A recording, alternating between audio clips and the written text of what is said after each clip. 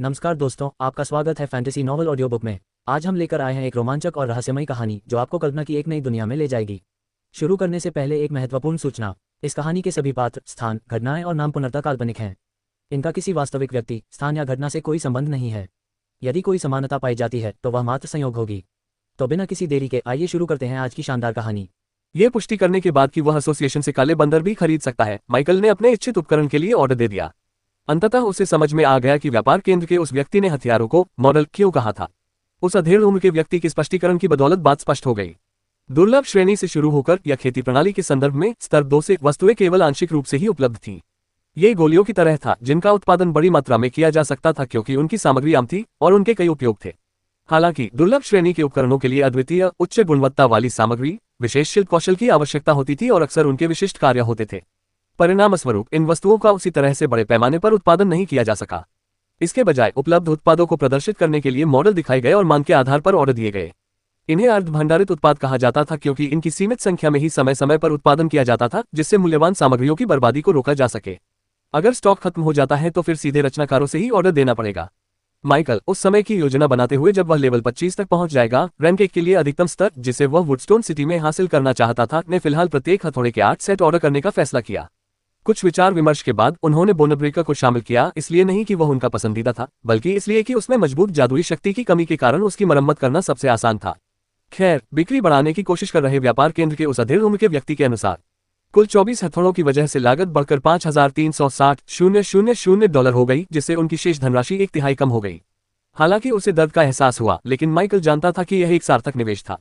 ये हथौड़े उसके लिए लंबे समय तक चलेंगे और अगर कभी उसे बेहतर हथौड़े की जरूरत पड़ी तो वह उन्हें दोबारा बेच सकता है, हालांकि कम कीमत पर, जो कि सेकंड हैंड सामान के लिए आम बात है। उन्हें ये बात इसलिए पता थी क्योंकि उन्होंने ट्रेड सेंटर के अधेड़ उम्र के व्यक्ति से इस बारे में पूछा था, जिसने संदेह भरी नजरों से देखा लेकिन धैर्यपूर्वक समझाया था। ऑर्डर देने के बाद उस व्यक्ति ने माइकल को बताया कि एसोसिएशन के पास फिलहाल प्रत्येक प्रकार के हथौड़े के केवल 4 ही पीस स्टॉक में हैं। उन्होंने उसे आश्वासन दिया कि वह बचे हुए स्टॉक को स्थानांतरित करने के लिए वुडस्टोन सिटी स्थित शाखा से संपर्क करेंगे और यदि आवश्यक हो तो शहर के बाहर से भी ऑर्डर देंगे। जहां तक मॉडलों की बात है, स्टॉक खत्म हो जाने पर भी उन्हें प्रदर्शन के लिए रखा जाता था, जिससे संभावित खरीदार विशेष ऑर्डर दे सके, इसलिए वे बिक्री योग्य वस्तुएं नहीं थीं। माइकल को कल दोपहर को अपडेट के लिए वापस आने का निर्देश दिया गया था।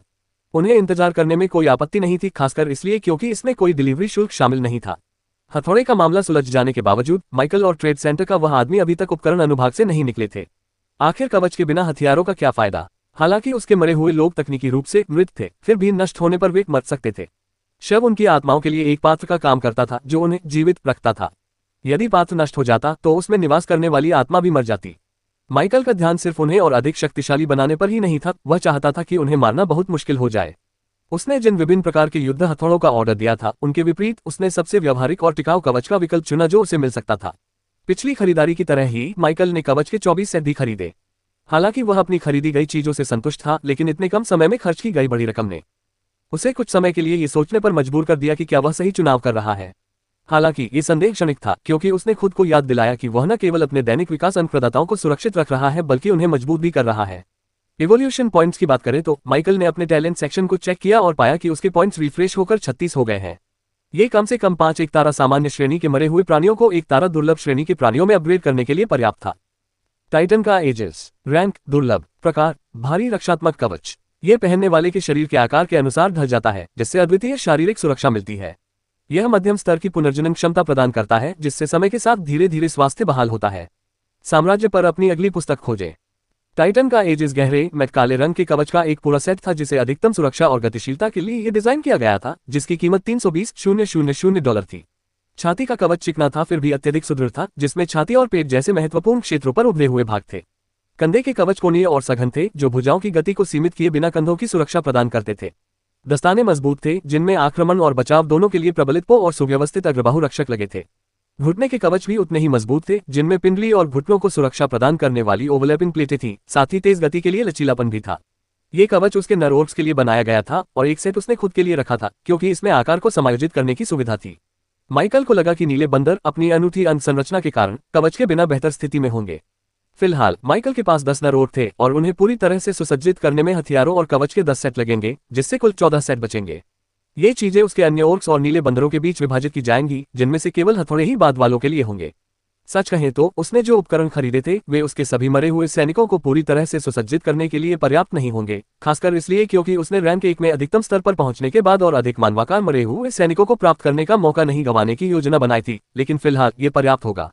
उस भूमि के बारे में अफवाह थी कि वह लेवल बढ़ाने के लिए स्वर्ग समान है, और माइकल ने शुरुआत में ही उस संभावना को महसूस कर लिया था। अगर गार्गोयल इतने चालाक राक्षस न होते तो उसे यह एहसास फिर से होता। अब जब उसे सभ्यता मिल गई थी तो उसे उम्मीद थी कि राक्षसों के लिए एक उपजाऊ भूमि खोजना आसान होगा, जिससे उसका निवेश सार्थक हो जाएगा। कवच हासिल करने के बाद माइकल ने एक नया भाला भी खरीदा। विनफेंग स्पीयर, रैंक दुर्लभ, प्रकार विषैला भाला। ये लक्ष्य पर एक शक्तिशाली जहर का प्रभाव डालता है जो समय के साथ लगातार क्षति पहुंचाता है और उनकी प्रतिरक्षा प्रणाली को कमजोर करता है। वेनोमफेंग स्पीयर में प्रबलित मिश्र धातु से बना एक चिकना गहरे हरे रंग का शाफ्ट था, जिसकी पूरी लंबाई में चमकते हुए पन्ना की नसें फैली हुई थी। भाले का सिरा लंबा और दांतेदार था, जो किसी नुकीले दांत जैसा दिखता था। अपनी घातक उपस्थिति के बावजूद भाला हल्का था और माइकल द्वारा इसे छूकर महसूस करने पर यह पूरी तरह से संतुलित था, जिससे यह प्रहार करने और फेंकने दोनों के लिए अत्यधिक प्रभावी साबित हुआ। इस भाले की कीमत माइकल को $226,000 और चुकानी पड़ी।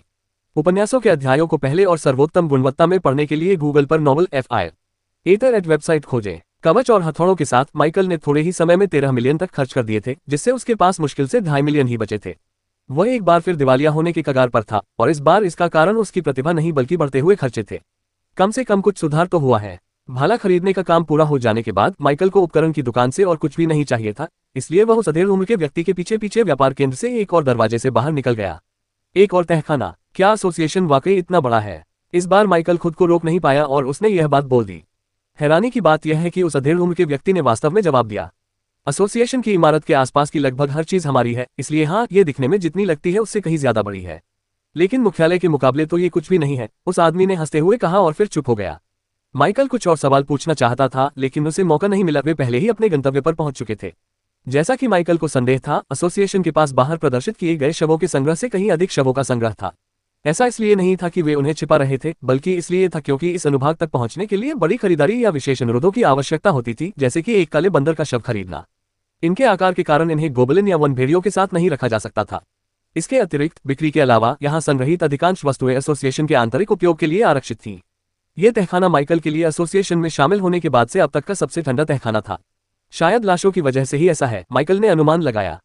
ब्रान उसे जिस पिछले भंडारगृह में ले गया था, उसकी तुलना में यह क्षेत्र अधिक व्यवस्थित और अधिक सुविधाओं से सुसज्जित था। फिर भी माइकल यहाँ जगह की प्रशंसा करने नहीं आया था, वह यहाँ लाशों को देखने आया था। तो हर लाश के 20-20 है ना? अधेड़ उम्र के व्यक्ति ने मुस्कुराते हुए पूछा। वह मुस्कुराए बिना नहीं रह सका।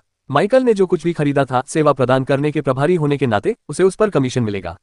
कोई यह मान सकता है कि केवल इसलिए कि कोई अलौकिक शक्ति वाला व्यक्ति है, वह स्वतः ही धनी होगा। कुछ लोगों के लिए यह बात सच थी, लेकिन अपनी साधना को बनाए रखना महंगा था, खासकर अगर कोई बिना रुके लगातार प्रगति करना चाहता था।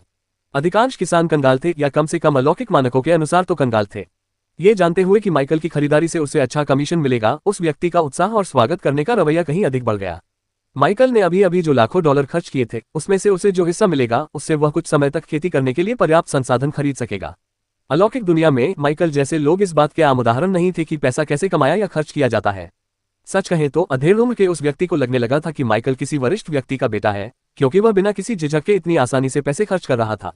दूसरी ओर माइकल समय बर्बाद नहीं कर रहा था। उसने अधिकतम अनुमत संख्या में, यानी प्रत्येक प्रकार के 20 शव खरीदे। इस प्रक्रिया में कुछ समय लगा, क्योंकि माइकल को अपने मूल स्थान को फिर से भंडारण स्थान के रूप में उपयोग करना पड़ा। सौभाग्यवश खंडहर छोड़ने से पहले उसने जिस क्षेत्र को चिन्हित किया था, वह एक अस्थायी अड्डा स्थापित करने के लिए आदर्श था। गोबलिन और वन भेड़ियों की कीमत क्रमशः $1,000 और $4,000 थी, लेकिन काले बंदरों की कीमत देखकर माइकल की आंखें फड़कने लगीं। $8,800। माइकल ने कड़वाहट से सोचा, पता नहीं क्यों ऐसा लगता है कि एसोसिएशन इन शवों के लिए भुगतान की गई कीमत से कम 100% अधिक कीमत वसूलता है। फिर भी उसने बिना किसी शिकायत के उन्हें खरीद लिया, हालांकि वह मन ही मन एसोसिएशन को कोस रहा था। उपन्यासों के अध्यायों को पहले और सर्वोत्तम गुणवत्ता में पढ़ने के लिए गूगल पर एथर वेबसाइट खोजें। गोबलिन पर उसे कुल $20,000, जंगल के भेड़ियों पर $80,000 और काले बंदरों पर $176,000 खर्च करने पड़े, जिससे कुल योग $276,000 हो गया। एक बार फिर माइकल की शेष राशि घटकर $2 मिलियन के करीब पहुंच गई। हालांकि लाशों का मिलना कोई नुकसान नहीं था, वह बाद में उन लाशों को बेच सकता था जिन्हें वह नहीं चाहता था। शाम होने ही वाली थी, लेकिन माइकल ने अंधेरा होने से पहले बचे हुए शवों को बेचने के लिए वापस लौटने से पहले अपने अनुबंधों को जल्दी से भरने की योजना बनाई थी। बेशक उसने पहले प्रयोगों के लिए अरोरा से कुछ साधारण जीव खरीदने की योजना बनाई थी। लाशों का काम खत्म करने के बाद उसे दूसरे कमरे में ले जाया गया, जहां उसका खरीदा हुआ सामान उसका इंतजार कर रहा था। अगर आप अनुपस्थित हो और कोई दूसरा ग्राहक आ जाए तो क्या होगा? माइकल ने उत्सुकता से पूछा। सेवा से संतुष्ट होने के बावजूद वह सोचने से खुद को रोक नहीं पाया। ब्रांड ने भी ठीक वैसा ही किया था। दोनों ने ट्रेड सेंटर को बिना किसी की देखरेख के छोड़ दिया था और उनकी जगह लेने के लिए कोई और नहीं था।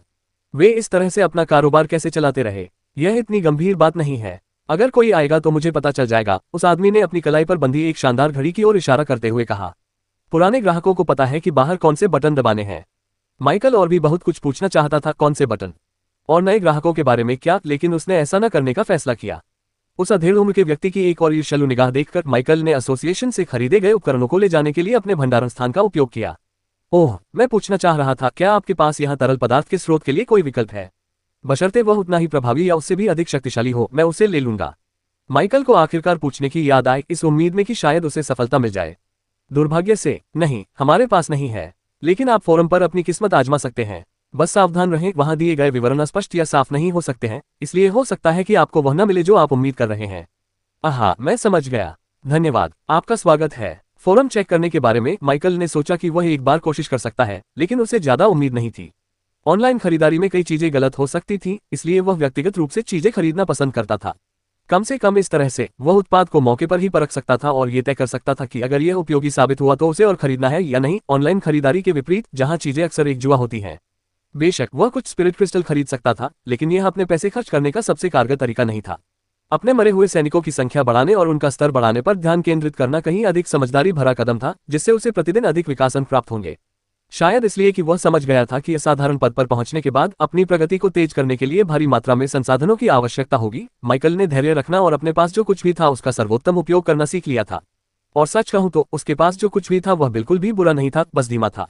यह कोई बुरा सौदा नहीं था, क्योंकि अगर वह अभी अपने सभी 40 अनुबंध स्लॉट भर लेता तो उसे हर 4 दिन में 1 स्टार वाले असाधारण रैंक के एंडेड को विकसित करने के लिए पर्याप्त दैनिक विकास अंक मिल जाते। इसका मतलब था कि कम से कम एक एंडेड लेवल 25 तक पहुंच जाता। इसके अलावा प्रिंस के साथ किए गए अपने प्रयोग के कारण माइकल अपने जीवों को विकसित करने से परे सोचने लगा था। लकी अब 1 सितारा असाधारण श्रेणी का प्राणी था, लेकिन जब प्रिंस उसी श्रेणी में विकसित हुआ तो विकास से पहले ही उसकी श्रेष्ठ शक्ति के कारण वह तुरंत दूसरी श्रेणी में मजबूती से आगे बढ़ जाएगा। ये बात स्पष्ट होती जा रही थी कि विकास से प्राप्त शक्ति की भी सीमाएं होती हैं। विकास से पहले उच्च आधारभूत शक्ति वाले जीव विकास के बाद हमेशा अधिक शक्तिशाली साबित होते हैं। खरीदे गए उपकरणों को इकट्ठा करने के बाद माइकल ने आखिरकार एसोसिएशन में अपने सभी खरीद फरोख्त के काम पूरे कर लिए। कुछ ही देर में वह इमारत से बाहर निकल गया। तथापि मुझे ऐसा लग रहा है कि मैं कुछ भूल रहा हूं, माइकल ने धीरे से कहा। जब से उसने मिस ग्रेस के काउंटर को छोड़ा था तब से उसे यह बेचैनी महसूस हो रही थी कि कुछ कमी है। हालांकि प्रगति न होने की स्थिति में काफी सोच विचार करने के बाद उसने हार मान ली। माइकल ने वुडस्टोन सिटी के सार्वजनिक बाजार तक जाने के लिए एक सवारी बुक की। कार में बैठे बैठे कुछ करने को न होने पर माइकल, जिसे आखिरकार फिर से अपना फोन इस्तेमाल करने की इच्छा हो रही थी, ने उसे बाहर निकाला और उसका इरादा सुपर फोरम ब्राउज करने का था। जैसे ही वह शुरू करने वाला था, एक अज्ञात नंबर से कॉल आ गई। जिज्ञासावश माइकल ने फोन उठाया और एक परिचित आवाज ने उसका अभिवादन किया। क्या ये मिस्टर नॉर्मन है? एम्पायर पर और अधिक जानकारी प्राप्त करें। मिस ग्रेस, जी हाँ, मैं ही हूँ। अगर मैं आपको परेशान कर रही हूँ तो क्षमा चाहती हूँ, लेकिन मैं कुछ पूछना चाहती थी, क्या ये ठीक रहेगा? आप आगे बढ़िए, आप मुझे परेशान नहीं कर रहे हैं। माइकल थोड़ा हैरान था, उसे एसोसिएशन से किसी भी तरह के फोन आने की उम्मीद नहीं थी। हालांकि उसे इस बात की जिज्ञासा थी कि यह सब क्या है, लेकिन साथ ही वह थोड़ा घबराया हुआ भी महसूस कर रहा था, ये सोचकर कि कहीं कुछ गलत तो नहीं हो गया। ठीक है महोदय, वैसे जब आप यहाँ आए थे तो मैं आपसे पूछना भूल गया था कि क्या आप अपना नया पद दर्ज करवाना चाहेंगे। चूंकि आप अभी नए सुपरनेचुरल हैं, इसलिए आप प्रतिभाशाली लोगों के लिए बने लाभ कार्यक्रम के पात्र हैं, जो आपके प्रारंभिक पंजीकरण के बाद 3 साल तक चलता है। मुझे नहीं पता कि आपको याद है या नहीं, लेकिन अगर याद भी हो तो मुझे ये जानकारी दोहराने दीजिए। रैंक 1 के रूप में, यदि आप अपनी जागृति के 6 महीने के भीतर इस स्तर तक पहुंचने में सफल होते हैं तो आपका मासिक लाभ बढ़ जाएगा। यही बात तब भी लागू होती है जब आप 1 वर्ष के भीतर अपने सिस्टम के रैंक 2 तक पहुंच जाते हैं। इसके अतिरिक्त, हालांकि जानकारी में वृद्धि लेवल 2 सदस्य बनने जितनी महत्वपूर्ण नहीं होगी, फिर भी सुपर एसोसिएशन फोरम पर कुछ चीजें आपके लिए अधिक सुलभ होंगी। बेशक अभी पंजीकरण करना है या नहीं, यह आपकी मर्जी है। यदि आप मुझे अनुमति दें तो मैं आपकी शारीरिक उपस्थिति की आवश्यकता के बिना यहाँ पंजीकरण पूरा कर सकता हूँ। ग्रेस की बातें सुनने के बाद माइकल का मन किया कि वह अपने सिर पर एक थप्पड़ मार ले। आखिरकार उसे समझ आ गया कि उसे क्या बात परेशान कर रही थी। उसने अपना रैंक अपडेट नहीं किया था। अब जब उसे पता चल गया था कि यह कोई गंभीर बात नहीं है तो वह निश्चिंत हो गया। बिना ज्यादा सोचे समझे उसने उसे अपना जवाब दे दिया। कृपया पंजीकरण में मेरी मदद करें। धन्यवाद, आपका स्वागत है श्रीमान नॉर्मन। इसके साथ ही कॉल समाप्त हो गई। मुझे ये पूछ लेना चाहिए था कि मेरे मासिक भत्ते में कितनी वृद्धि होगी, माइकल ने मन ही मन बुदबुदाया। अब उसके पास कुछ पैसे आ गए थे, इसका मतलब यह नहीं था कि वह मुफ्त के पैसे को तुच्छ समझेगा। उसके जैसे कंगाल आदमी को ऐसा कोई अधिकार नहीं था। जैसा कि माइकल ने उम्मीद की थी, यदि उसे आवश्यकता हो तो स्टोर में स्रोत तरल पदार्थों के लिए कई विकल्प मौजूद थे। हालांकि ये केवल सतही तौर पर था। माइकल को ऐसा कोई भी पदार्थ नहीं मिला जिसमें मूल तरल पदार्थ के समान अद्वितीय गुण हो, विशेष रूप से उसमें मौजूद स्पिरिट क्रिस्टल घटकों का समावेश। इस महत्वपूर्ण सामग्री के बिना वह निश्चित नहीं हो सकता था कि विकल्प वास्तव में उसके विकास अंकों को बढ़ाएंगे या नहीं। हो सकता है कि उनमें मूल तरल पदार्थ के समान स्पिरिट क्रिस्टल पाउडर वाली वस्तुएं रही हो, लेकिन चूंकि ऐसी जानकारी उनके विवरण में सूचीबद्ध नहीं थी, शायद प्रकाशकों द्वारा इसे अनावश्यक समझा गया हो, इसलिए माइकल उन्हें अनदेखा ही कर सकता था। व्यक्तिगत रूप से खरीदारी करना बेहतर होने का यह एक और कारण था, हालांकि इसके भी अपने कुछ नुकसान थे। जो भी हो, माइकल बुदबुदाया, मैं अपने रोजाना के इवोल्यूशन पॉइंट्स पर ही भरोसा करूंगा और पैसे बचाऊंगा। अभी मैं मजबूत हूं, इतना मजबूत नहीं कि इवोल्यूशन पॉइंट्स की जरूरत ही न पड़े। मुझे एक्सपीरियंस पॉइंट्स चाहिए। उम्मीद है लैंड ऑफ ओरिजिन आखिरकार अपनी प्रतिष्ठा पर खरा उतरेगा। माइकल के दिमाग में कई विचार और योजनाएं कौंध गईं। अगर किस्मत उसका साथ देती तो उसे लगने लगा था कि रैंक 2 तक पहुंचना उतना मुश्किल नहीं होगा जितना उसने शुरू में सोचा था। बेशक यह एक बहुत बड़ी शर्त थी। हम यहाँ हैं। माइकल के सामने एक आवाज गूंजी जिससे वह अपने विचारों से बाहर आ गया। वह टैक्सी ड्राइवर था। गाड़ी से उतरते हुए माइकल ने कहा, सवारी कराने के लिए धन्यवाद। आपका स्वागत है। माइकल ने रास्ते में ही भुगतान कर दिया था, इसलिए ड्राइवर के साथ आगे कोई बातचीत नहीं हुई। उन्होंने ये भी देखा कि टैक्सी चालक उनके आसपास बिल्कुल भी असहज नहीं लग रहा था, जिसका मतलब था कि उन्होंने अपनी आभा को सफलतापूर्वक नियंत्रित कर लिया था, कम से कम कुछ हद तक। माइकल के पैर जमीन पर पड़ने से पहले ही शहर के बाजार का चहल पहल भरा शोर उसके कानों तक पहुंच गया। बायोन बाजार। ये वुडस्टोन सिटी का सबसे बड़ा बाजार नहीं था, लेकिन ये काफी प्रसिद्ध था और अक्सर बाहरी लोगों द्वारा इसे शहरी बाजार के रूप में जाना जाता था। बाजार में घरेलू न्याय सहायकों से लेकर ताजे किराने के सामान तक लगभग हर तरह की चीजें उपलब्ध थीं। माइकल बेयोन मार्केट से अपरिचित नहीं था, वहां आंटी मिया के साथ कई बार वहां जा चुका था, इसलिए उसे वहां के रास्तों की अच्छी जानकारी थी। अपने मन में एक स्पष्ट लक्ष्य और उसके बाद की योजनाओं के साथ माइकल ने समय बर्बाद नहीं किया। वह सीधे अपने लक्ष्य की ओर बढ़ा, साधारण जीवों को प्राप्त करना, उन्हें मरे हुए प्राणियों में बदलना और उन पर अपनी प्रतिभा का परीक्षण करना। औरोरा में प्रारंभिक आपदा के बाद से जानवरों में ज्यादा बदलाव नहीं आया था। यह सच था कि कुछ जानवर एक समय में विकृत होकर राक्षस बन गए थे, लेकिन वह युग बीत चुका था। अब जीवित क्षेत्रों में जानवर काफी हद तक वैसे ही दिखाई देते थे जैसे वे 2 शताब्दियों पहले दिखाई देते थे। माइकल ने बाजार में बहुत कम समय बिताया। उन्होंने अनावश्यक जटिलताओं से बचते हुए सीधे उस पहले स्टॉल की ओर रुख किया जो कीड़े मकोड़ों को पालतू जानवर के रूप में बेचता था। मन में कोई विशिष्ट लक्ष्य रखे बिना उसने बस वही खरीदा जो उपलब्ध था। भूत चींटियों का एक जार, प्रार्थना करने वाली मेंटिस वाला दूसरा जार और झींगुर, नीली मोफो तितलियां और कैटरपिलर के जार। ये चुनाव जानबूझकर नहीं किए गए थे, बस वही चीजें थीं जो स्टॉल मालिक के पास उपलब्ध थीं। फिलहाल कुछ भी चलेगा। माइकल केवल ये परीक्षण करना चाहता था कि उसकी प्रतिभा साधारण प्राणियों को कैसे प्रभावित करती है और क्या यह उन विशिष्ट सीमाओं से परे जा सकती है जिन पर मरे हुए नेक्रोमेंसर निर्भर करते हैं। अगर मुझे किसी शेर या किसी और जानवर का शव मिल जाए तो कितना अच्छा होगा, माइकल ने मन ही मन बुदबुदाया। उपन्यासों के अध्यायों को पहले और सर्वोत्तम गुणवत्ता में पढ़ने के लिए गूगल पर नवंबर एल्फायर NAT वेबसाइट खोजें। बेशक ये सिर्फ एक ख्वाहिश है। पब फ्यूचर विज्ञापन। अंधेरा होने लगा था। वास्तविक दुनिया में शाम के 4 बजने वाले थे। कुछ ही घंटों में माइकल का लक्ष्य अपने अनुबंध के रिक्त पदों को भरना और उन पदों को बेचने के लिए एसोसिएशन में वापस लौटना था जिनका वह उपयोग नहीं कर सकता था। उसकी भंडारण क्षमता सीमित थी और भले ही वह शवों को रख पाता, लेकिन अगर अनडेड रिवाइवल विफल हो जाता तो वे उसके लिए बेकार हो जाते। जिस चीज का अब कोई उपयोग नहीं था, उसे अपने पास रखने का कोई मतलब नहीं था। उनकी पदोन्नति के कारण भंडारण स्थान में वृद्धि होने के बावजूद भी यह अतिरिक्त शवों को रखने के लिए पर्याप्त बड़ा नहीं था। उनकी मूल योजना भविष्य में रिक्त स्थानों को भरने के लिए स्वयं जीवों का शिकार करने की थी, लेकिन मौजूदा परिस्थितियों ने इसकी अनुमति नहीं दी। कम से कम अगले दिन दोपहर तक तो नहीं, और तब तक तो वह अपने दैनिक अंक रिफ्रेश होने से पहले 20 से अधिक खाली स्लॉट भी नहीं भर पाएगा। माइकल इसलिए भी जल्दी नहीं कर रहा था क्योंकि अगर राक्षसों को फ्रीजर से बाहर ज्यादा देर तक रखा जाता तो उनकी हालत बिगड़ सकती थी। इसके बजाय वह दृढ़ निश्चयी था कि वह उन्हें वह बाधा नहीं बनने देगा जो उसे मूल भूमि में सभ्यता में प्रवेश करने से रोकती, जबकि वह अब उसके बहुत करीब थी। बायोन मार्केट से निकलने और अपने होटल वापस जाने से पहले माइकल ने अपने और अपने मानवरूपी मरे हुए साथी के लिए ढेर सारे कपड़े खरीदना सुनिश्चित किया। उसने ऐसे परिधान चुने जो मध्ययुगीन शैली की ओर झुकाव रखते थे, चमड़े के वस्त्र, कोट इत्यादि। ये धारणा उसे मूल भूमि के द्वारों से गुजरते हुए लोगों को देखकर बनी थी। हालांकि उन्हें इस बात की चिंता थी कि उनके प्रयासों के बावजूद भी उनकी शक्ल सूरत अलग ही नजर आएगी, लेकिन वे और कुछ कर भी नहीं सकते थे। चूंकि उसने रात में जाने की योजना बनाई थी, इसलिए उसे उम्मीद थी कि अंधेरा उसे कुछ हद तक पनाह प्रदान करेगा। कपड़े खरीदने के बाद और महिलाओं के अंडरगारमेंट्स की संदिग्ध संख्या खरीदते समय उसे मिली संदेह भरी नजरों को नजरअंदाज करते हुए माइकल अपने होटल लौट आया। रिसेप्शन डेस्क पर उन्होंने कुछ विचार विमर्श करने के बाद 1 सप्ताह के लिए आरक्षण भी करा लिया। हालांकि उसे घर की याद आती थी, लेकिन माइकल को जब चाहे जहां चाहे जाने की आजादी का आनंद मिलता था, बिना अपने परिवार को कुछ समझाने या उन्हें चिंतित करने की जरूरत के। वह आखिरकार घर लौट आएगा, लेकिन फिलहाल उसे कुछ लक्ष्य हासिल करने हैं। अपने कमरे में वापस आकर माइकल ने जल्दी से स्नान किया। जब उसका काम पूरा हो गया तो उसने आंटी मिया को उनके साझा सोशल ऐप में से एक के माध्यम से एक आश्वस्त करने वाला वॉयस नोट भेजना नहीं भूला और जल्द ही पैसे भेजने का वादा भी किया। उन्होंने वॉयस नोट भेजने के तुरंत बाद $50,000 ट्रांसफर कर दिए। माइकल जानता था कि इतनी रकम देखकर वह कैसी प्रतिक्रिया देगी और उसे उम्मीद थी कि फोन करने से पहले वह सांस लेना याद रखेगी। एम्पायर पर और भी कहानियां देखें। जैसे ही वह अपना फोन एक तरफ रखने वाला था तभी 2 नोटिफिकेशन पॉपअप हो गए। एक संदेश उनके ईमेल ऐप से आया था और दूसरा किसी परिचित व्यक्ति का। मुझे शायद अब जवाब दे देना चाहिए, है ना? मीरा, हाय, मैं मीरा हूँ। मैं ये संदेश दोबारा भेज रही हूँ। माइकल ने एक पल सोचा और फैसला किया कि उसे अभी इतने लंबे समय तक अधर में छोड़ना असभ्य होगा। माइकल, हाय, ठीक है ना? उसने बुदबुदाते हुए कहा। उसने कुछ सेकंड तक इसके बारे में सोचा। हाँ, ठीक है। इसके बाद माइकल ने अपना ध्यान ईमेल की ओर मोड़ा और उसे पहले से ही उसके अंदर लिखी बातों का अंदाजा हो गया था। जब उसने उसे खोला तो उसका संदेह पुष्ट हो गया। अवेकना माइकल नॉर्मन, आपकी पदोन्नति पर हार्दिक बधाई। एक प्रतिभाशाली व्यक्ति और फेडरेशन के प्रिय सदस्य के रूप में हम हर संभव तरीके से आपका समर्थन करना चाहते हैं। हम आपकी यात्रा में सफलता की कामना करते हैं और हमेशा की तरह अरोरा की इच्छा 10 लाख वर्षों तक बनी रहे। इस संदेश के नीचे कई विवरण दिए गए थे, लेकिन जिस विवरण ने माइकल का ध्यान सबसे अधिक आकर्षित किया वह उसके मासिक भत्तों में हुई वृद्धि थी। इतनी बढ़ोतरी हुई, $100,000 पब फ्यूचर विज्ञापन। यह एक सुखद आश्चर्य था। अगले 11 महीनों तक उन्हें हर महीने इतनी ही राशि मिलेगी, कुल मिलाकर लगभग $10 लाख। जब उसने इस तरह सोचा तो उसे बिल्कुल भी बुरा नहीं लगा। अगर यह इतना है तो मुझे आश्चर्य है कि जब मैं रैंक 2 पर पहुंचूंगा तो ये कितना होगा। माइकल को रैंक 2 में अपनी पदोन्नति पर कोई संदेह नहीं था। उसे इस बात का यकीन नहीं था कि यह कब होगा। अगर किस्मत उसका साथ देती तो ये कल ही हो सकता था या इसमें 100 गुना अधिक समय भी लग सकता था, लेकिन उसे पूरा यकीन था कि यह अंततः हो ही जाएगा। मासिक लाभ में वृद्धि संतोषजनक लगी और माइकल के फोन को एक तरफ रखने से पहले ही उसे एक अलग मिला। उनके खाते में अभी अभी $100,000 जमा हुए थे। जाहिर है इससे कोई फर्क नहीं पड़ता था कि वह कब आगे बढ़ा। अगर वह आज एक अनरंकर अवेकनर के रूप में अपना $15,000 का मासिक लाभ प्राप्त करता है और कल रैंक 1 के रूप में पंजीकरण करता है, तब भी उसे बिना किसी कटौती के दोनों चरणों के लिए पूरा लाभ प्राप्त होगा।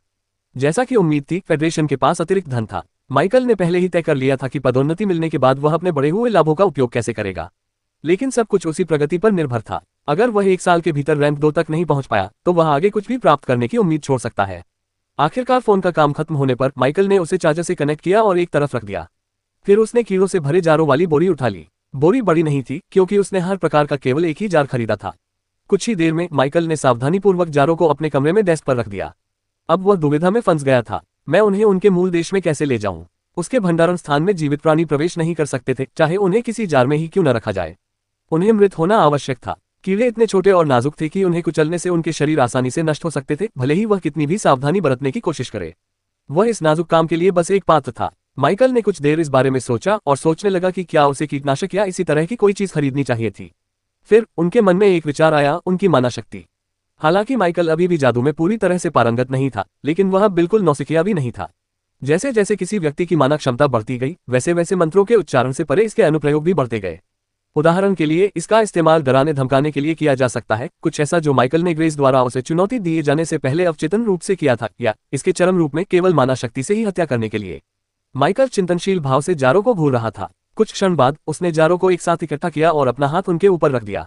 धीरे धीरे उसके फैले हुए हाथ से हरे गहरे रंग की ऊर्जा की आभा निकलने लगी और जैसे जैसे वह जारों को घेरती गई, ऊर्जा और घनी होती गई। अंदर कीड़े मकोड़े घबराने लगे, उनकी हरकतें अनियमित हो गईं। लेकिन माइकल के चेहरे पर कोई भाव नहीं बदला, मानो वह जो कर रहा था उसका कोई महत्व ही न हो। वह अपने मन में दबाव की छवि पर ध्यान केंद्रित करते हुए माना उत्पादन को लगातार बढ़ाता रहा। जब कांच के जार कांपने लगे तभी उसने तीव्रता को थोड़ा कम किया और अपने नियंत्रण को और बेहतर बनाया। कुछ सेकंड बाद आपने एक कॉमन लेवल 1 घोस्ट एंट को मार डाला। आपने एक कॉमन लेवल 1 घोस्ट एंट को मार डाला। आपने एक कॉमन लेवल 1 क्रिकेट को मार डाला। आपने एक कॉमन लेवल 1 प्रेइंग मेंटिस को मार डाला। नोट: हाल ही में अपलोड में देरी के लिए क्षमा करें, वास्तविक जीवन में बहुत व्यस्तता हो गई थी और मुझे कुछ समय के लिए यात्रा करनी पड़ी, लेकिन अब मैं वापस आ गई हूँ, इसलिए जल्द ही और अध्याय आने की उम्मीद है। आपके समर्थन के लिए धन्यवाद। तारांकन तारांकन तारांकन तारांकन तारांकन तारांकन तारांकन। इतनी कमजोर। माइकल को उन जिंदगियों की कोई चिंता नहीं थी जिन्हें उसने अभी अभी छीना था, एक ऐसी चीज जिसके बारे में जागृति से पहले वाला माइकल हिचकिचाता, भले ही वे सिर्फ कीड़े मकोड़े ही क्यों न हो। इसके बजाय उसका ध्यान कीड़ों से प्राप्त अनुभव अंकों पर, या कहें कि अनुभव अंकों की कमी पर केंद्रित था। कुछ नहीं, वे इतने कमजोर थे कि कॉमन रैंक में 1 स्टार रेटिंग होने के बावजूद उनसे एक भी एक्सपीरियंस पॉइंट नहीं मिला। माइकल को लगा कि यह रेटिंग शायद इसलिए मौजूद है क्योंकि कॉमन से नीचे कोई श्रेणी ही नहीं है। अगर ऐसा होता भी तो उसे संदेह था कि ये कीड़े उस श्रेणी में आएंगे।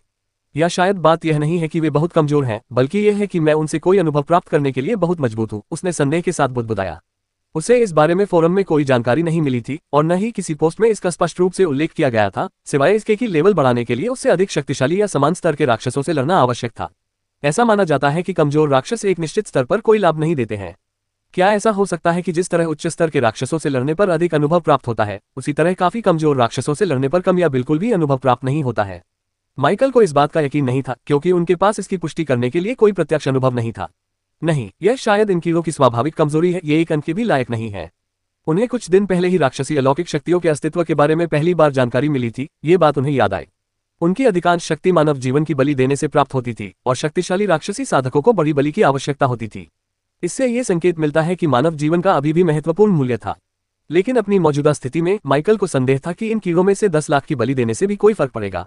जो भी हो, कम से कम अब मैं उन्हें उनके जन्मस्थान में ले जा सकता हूँ। साम्राज्य की अनूठी कहानियों का अनुभव करें। संभावनाओं पर विचार करते ही माइकल के मन में उत्साह उमड़ने लगा। वह इन कीड़ों को मरे हुए प्राणियों के रूप में जीवित करने और उन पर अपनी प्रतिभा का परीक्षण करने के विचार से कहीं अधिक आकर्षित था। अगर चींटियां अपने वजन के बराबर दर्जनों चीजें उठा सके और विकास के बाद भी ऐसा गुण बरकरार रहे, तो क्या यह एक भयावह संभावना नहीं होगी? माइकल अन्य कीड़ों की संभावनाओं को लेकर भी उत्साहित था। माइकल ने मृत प्राणियों से भरे जारों को अपने मूल चिन्ह में रखा और अपने बिस्तर पर जाकर लेट गया, मूल भूमि में प्रवेश करने की तैयारी करते हुए। माइकल को यह नहीं पता था कि जैसे ही उसने अपनी चेतना को अपने दूसरे शरीर से जोड़ना शुरू किया, होटल में शांति का माहौल खत्म हो गया। पहले अपनी माना शक्ति का आह्वान करते समय उसका नौसिखिया नियंत्रण, हालांकि उसके स्तर के लिए सराहनीय था, एकदम सही नहीं था। एक औसत इंसान की तुलना में 100 गुना से अधिक माना शक्ति के साथ इसके कारण हुई गड़बड़ी मामूली नहीं थी। लगभग 1 मिनट तक इमारत में मौजूद हर व्यक्ति ने दम घोंटने वाले दबाव को महसूस किया। हवा एक साथ ही दम घोंटने वाली गर्मी और कड़ाके की ठंड में तब्दील हो गई। हालांकि यह असहनीय नहीं था, लेकिन असुविधा से इनकार नहीं किया जा सकता था। फिर जितनी अचानक वह अनुभूति आई थी, उतनी ही अचानक वह बिना किसी निशान के गायब हो गई, अपने पीछे भ्रम और बेचैनी छोड़ गई। हालांकि कोई भी यह नहीं समझा सका कि क्या हुआ था, लेकिन धीरे धीरे पूरे होटल में फुसफुसाहट और शोर सुनाई देने लगा। माइकल के पास वाले एक कमरे में खुरदुरे और झुर्रीदार चेहरों वाले 2 अधेड़ उम्र के आदमी तनावपूर्ण चुप्पी में बैठे थे। अगर माइकल उनके करीब होता, भले ही वह एक नौसिखिया नेक्रोमेंसर होता, तो वह उनके शरीरों के आसपास मंडरा रही मृत्यु और नेक्रोमेंटिक ऊर्जा की हल्की आभा को महसूस कर लेता, जिससे वह धीरे धीरे परिचित हो रहा था। यह क्या था? उनमें से एक व्यक्ति ने गंभीर चेहरे के साथ पूछा। जिस कमरे में ये दोनों मौजूद थे, वह संयोगवश उसी दिशा में था जहां माइकल ने पहले अपना हाथ बढ़ाया था, जिसके कारण उन्हें दबाव का सबसे ज्यादा असर झेलना पड़ा। मुझे नहीं पता, लेकिन उस शख्स की आभा काफी हद तक उस आदमी जैसी लग रही थी जिसे हमारे वरिष्ठ अधिकारियों ने हमारे साथ तैनात किया था। क्या आपको लगता है कि वह वही है? दूसरे आदमी ने चिंता भरे स्वर में जवाब दिया। मुझे पक्का नहीं पता, पहले आदमी ने बुदबुदाते हुए कहा। लेकिन चूंकि कोई हमें बुलाने नहीं आया है, तो हो सकता है कि वह वही हो। शायद वह हमें जल्दी आने का इशारा कर रहा हो। आप सही कह रहे हैं, लेकिन धिक्कार है, उच्च अधिकारी हमें तोप के चारे की तरह इस्तेमाल कर रहे हैं। हम सचमुच सुपर एसोसिएशन की एक शाखा के पड़ोसी हैं। ऐसा इसलिए है क्योंकि हम बिल्कुल वही हैं, पहले आदमी ने झल्लाकर कहा। शिकायत करना बंद करो, हम इस बड़ी योजना का आखिरी हिस्सा हैं। अगर हम सफल होते हैं तो हमें रैंक 3 तक पहुंचने के लिए पर्याप्त संसाधन मिल जाएंगे। उनकी गंभीर आवाज ने उनके साथी को कुछ हद तक स्थिर कर दिया, जिसने सिर हिलाया, और उनके दृढ़ संकल्प की झलक उनके भावपूर्ण चेहरों में दिखाई दी। कुछ देर रुकने के बाद पहले व्यक्ति ने आगे कहा, आइए कल सुबह तक सब कुछ खत्म कर लें। पिछली रात हमने दूसरे केंद्रों पर मौजूद अपने साथियों की मदद से जो काम किया, उससे हम अपने लक्ष्य के काफी करीब पहुंच गए हैं। फिर उत्साह से भरकर उसके चेहरे पर एक विकृत मुस्कान फैल गई। वुडस्टोन सिटी जैसी जगह में ताकतवर लोग ज्यादा नहीं हैं। आज वो दिन है जब दुनिया आखिरकार हमें पहचानेगी, श्रेष्ठ प्राणी। हम कभी बराबर नहीं थे, कभी नहीं। उसकी आवाज में पागलपन झलक रहा था, उसकी आंखें बेलगाम महत्वाकांक्षा से चमक रही थीं। इस बीच माइकल अपने आसपास मंडरा रहे खतरे से पूरी तरह अनजान बना रहा। उसके लिए होटल का अब कोई महत्व नहीं रह गया था। वह अपने जन्मस्थान पर लौट आया था, वास्तविक दुनिया के विपरीत, जहां रात होने लगी थी। उत्पत्ति की भूमि अभी भी उज्ज्वल थी, सूरज अभी भी आकाश में ऊंचा था। यहाँ की हवा वाकई में ज्यादा ताजा महसूस हो रही है, या शायद ऐसा इसलिए है क्योंकि मैं कई दिनों से जंगल में हूँ। माइकल ने अपने आसपास के वातावरण को निहारते हुए मन ही मन सोचा। पास ही में उसके मरे हुए सैनिक चुपचाप खड़े थे, जबकि राक्षसों के शवों के संगठित समूह शेष अनुबंध स्लॉट को भरने के लिए और अधिक मरे हुए सैनिकों को बनाने के लिए सामग्री के रूप में तैयार पड़े थे।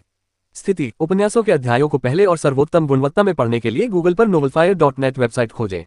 नाम माइकल नॉमन। वर्ग कुशल नेक्रोमेंसर। स्तर 15। EXP 1094/17718।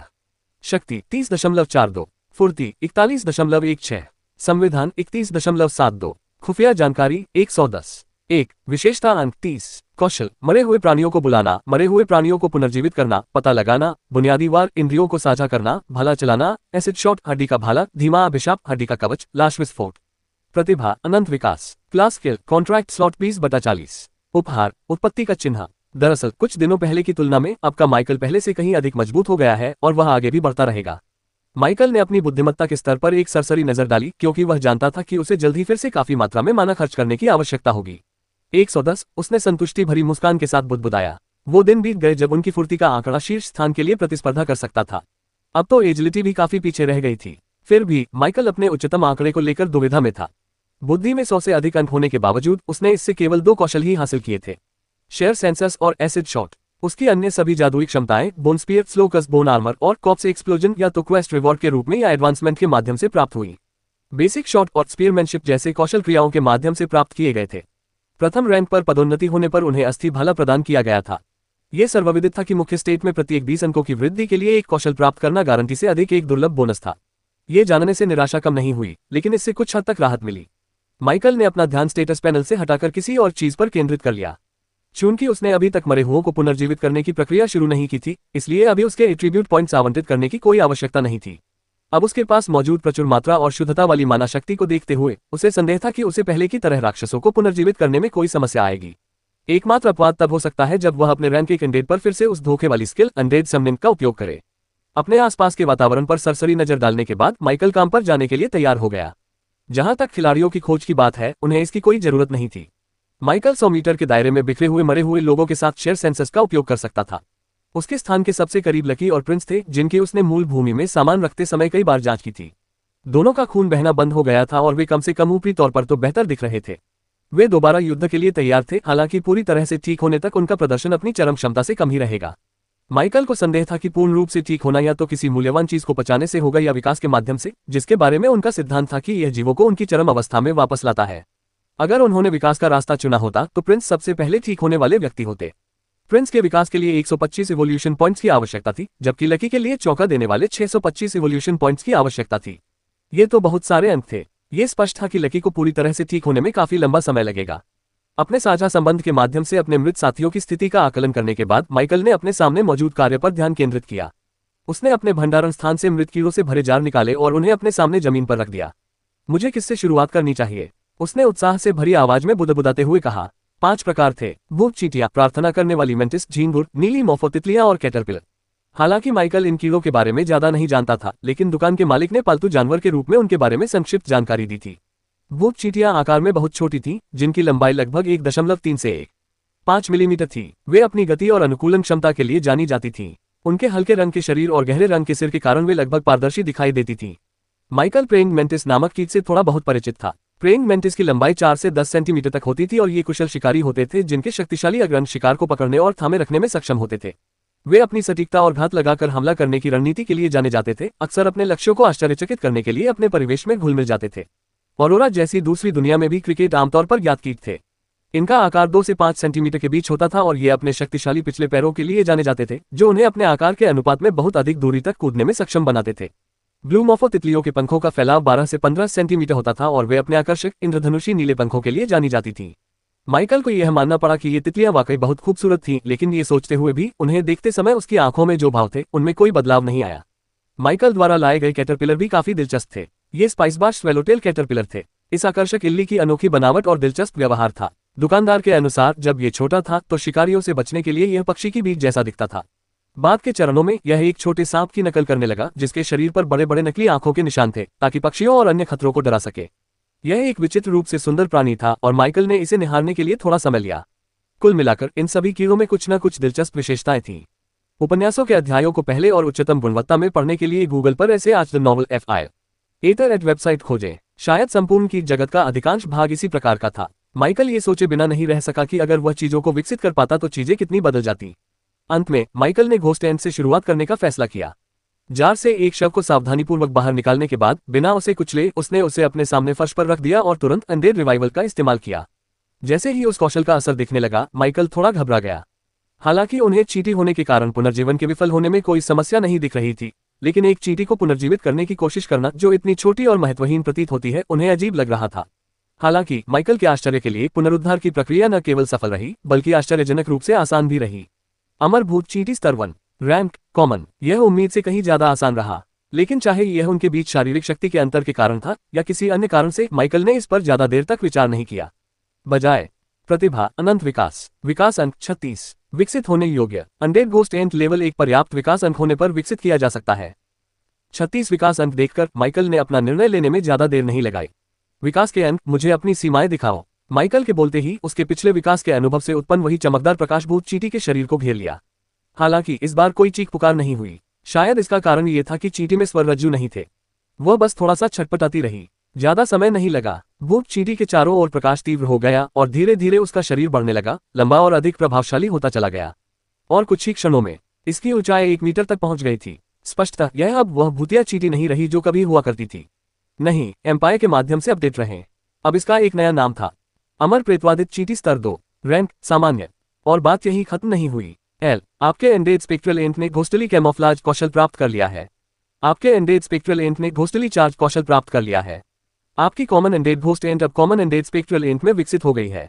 आपके एंडेड स्पेक्ट्रल एंट ने घोस्टली कैमोफ्लाज कौशल प्राप्त कर लिया है। आपके एंडेड स्पेक्ट्रल एंट ने घोस्टली चार्ज कौशल प्राप्त कर लिया है। स्पेक्ट्रल एंट। किसी तरह सिर्फ नाम देखकर ही माइकल को ऐसा लगा कि यह कोई बिल्कुल नई नस्ल नहीं है। यदि उसकी धारणा सही थी तो इसका मतलब यह नहीं था कि उसकी प्रतिभा ने उसके मरे हुओं को यादृच्छिक तरीकों से विकसित किया, बल्कि इसने उन्हें एक पूर्व संरचित मार्ग के साथ विकसित किया, चाहे वे उस मार्ग की जड़ से जुड़े हो या नहीं। इससे माइकल निराश नहीं हुए, बल्कि उसे उत्साह महसूस हो रहा था। यदि किसी साधारण प्राणी के विकास से कोई असाधारण चीज उत्पन्न हो सकती है, तो क्या होगा जब वह प्राणी छिपकली या सांप जैसे जानवरों को विकसित करेगा। ऐसे जीव जिनके बारे में अक्सर कहा जाता था कि उनमें ड्रैगन की वंशानुगत विशेषताएं हैं या वे ड्रैगन से संबंधित मिथकों से जुड़े हुए हैं। क्या ऐसी साधारण प्राणियों से कुछ असाधारण हासिल करने की कोई संभावना थी? कुछ देर के लिए माइकल की कल्पनाएं बेकाबू हो गईं, फिर उसने खुद को ध्यान केंद्रित करने के लिए मजबूर करने के लिए अपने सिर पर हल्के से एक थपकी दी। इसने 2 नए कौशल हासिल किए हैं, माइकल ने अपने सामने लगे पैनल को घूरते हुए बुदबुदाया। उनके नामों से तो ऐसा लगता है कि ये नस्लीय क्षमताएं हैं। एम्पायर पर आगे बढ़े। वे थे या नहीं, इससे कोई फर्क नहीं पड़ता था। उन्होंने तुरंत दोनों कौशलों का विवरण निकाल लिया। भूतिया छलावरण बुनियादी महारत प्रवीणता 2, 324%। स्पेक्ट्रल चींटी अपने परिवेश में घुल मिल सकती है, अर्धपारदर्शी बन सकती है और दृष्टिगत रूप से इसका पता लगाना काफी कठिन हो जाता है। बुनियादी दक्षता हासिल करने पर यह मंद या छायादार वातावरण में 15 सेकंड तक लगभग अदृश्य हो जाता है। हालांकि ये प्रभाव तीव्र इंद्रियों वाले शत्रुओं या अलौकिक प्राणियों का पता लगाने के लिए प्रशिक्षित लोगों द्वारा इसकी पहचान को नहीं रोकता है। इसके इस्तेमाल के बाद 30 सेकंड का कूलडाउन पीरियड होता है। पब फ्यूचर विज्ञापन। भूतिया आक्रमण बुनियादी महारत प्रवीणता 3.03%। स्पेक्ट्रल एंट 8 सेकंड के लिए अपनी गति 40% तक बढ़ा लेता है, जिससे वह लक्ष्य की ओर अचानक तेजी से बढ़ सकता है। चार्ज होने के बाद इसकी गति 4 सेकंड के लिए धीमी हो जाती है, लेकिन 20 सेकंड के कूलडाउन के बाद इस कौशल का फिर से उपयोग किया जा सकता है। ये दौड़ अपने रैंक और स्टार रेटिंग के हिसाब से सबसे मजबूत दौड़ों में से एक लगती है, और यह सिर्फ साधारण रूप से मजबूत नहीं है। स्पेक्ट्रल एंट की 2 क्षमताओं के विवरण को पढ़ने के बाद माइकल को उसके बारे में यही धारणा बनी। लेकिन माइकल को किसी और बात को लेकर भी जिज्ञासा थी। स्टेटस पैनल में सब कुछ नहीं लिखा था। भूत चींटी की नस्ल बदल जाने का मतलब यह नहीं था कि माइकल ये भूल गया कि वह मूल रूप से क्या थी। उपन्यासों के अध्यायों को पहले और उच्चतम गुणवत्ता में पढ़ने के लिए गूगल पर novelfire.net वेबसाइट खोजें। एक चींटी। और चींटियां किस लिए जानी जाती हैं? उनकी ताकत, अपने वजन से दर्जनों गुना अधिक वजन वाली वस्तुओं को उठाने की क्षमता। माइकल ने बहुत आगे के बारे में सोचने की हिम्मत नहीं की, लेकिन अगर यह विशेषता अपने विकास के दौरान भी बनी रही, तो शारीरिक रूप से सबसे मजबूत मरे हुए प्राणी उसके मानवरूपी प्राणी नहीं होंगे, जैसे कि नर ओक। ये विकसित भूत चींटियां होंगी। समान स्तर पर ताकत में अंतर इतना अधिक होगा कि तुलना करना असंभव होगा। माइकल ने अपनी निगाहें अपने सामने मौजूद मृत प्रेतवादित चींटी पर केंद्रित की और उसके स्वरूप का अवलोकन किया। पहली बात तो यह थी कि वह एक विशालकाय चींटी थी। स्पेक्ट्रल एंट एक विशालकाय प्राणी था जो माइकल की कमर के लगभग बराबर ऊंचाई पर खड़ा था। गुफा में प्रवेश करने वाली रोशनी में इसका चिकना काले रंग का बाहरी कवच हल्का सा झिलमिला रहा था, मानो वह एक पतली रहस्यमयी धुंध से ढका हुआ हो। इसके पैर मोटे और खंडित थे, जिनके सिरे पर नुकीले हुक जैसे पंजे थे जो आसानी से जमीन में धंस जाते थे। चींटी के जबड़े लंबे और दांतेदार थे और ऐसा लग रहा था कि वे आसानी से हड्डियों को कुचल सकते हैं, जबकि उसकी 6 धूसर आंखें एक रहस्यमय अलौकिक आभा बिखेर रही थीं। इसकी पीठ पर धुंधली परछाइयां लयबद्ध रूप से स्पंदित हो रही थीं, मानो वे जीवित हों। इसका विशाल आकार और इससे निकलने वाली आभा इसे किसी बुरे सपने से जन्मी हुई प्राणी की तरह दिखाती थी, एक चींटी जिसने अपनी प्राकृतिक सीमाओं को पार कर लिया हो और किसी कहीं अधिक खतरनाक चीज में कदम रख दिया हो। एक सामान्य श्रेणी के प्राणी के लिए स्पेक्ट्रल एंट अपनी श्रेणी से कहीं अधिक उन्नत प्रतीत होती थी। दरअसल यह माइकल के अन्य मरे हुए प्राणियों की तुलना में दुर्लभ श्रेणी के प्राणी के अधिक करीब दिखता था। चींटी को देखकर माइकल के मन में एक और विचार आया। चींटियां सामाजिक प्राणी थी, रानी, राजा, सैनिक, श्रमिक, उनमें एक संरचित पदानुक्रम था। स्पेक्ट्रल एंट किसी साधारण कॉमन रैंक के प्राणी की तरह नहीं दिखती थी। अगर यह किसी ऐसी कॉलोनी से संबंधित होता जहां ऐसी व्यवस्था होती तो शायद। नहीं, मैं इस बारे में ज्यादा सोच रहा हूं।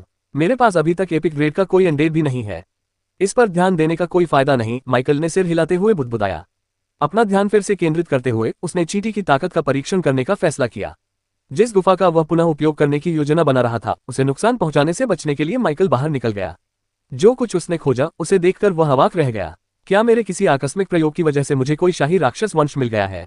उसने अविश्वास से बुदबुदाया। वह हैरान क्यों था? लेवल 2 पर 2 टन की ताकत, यह एक औसत इंसान की ताकत से कम 7 गुना ज्यादा है।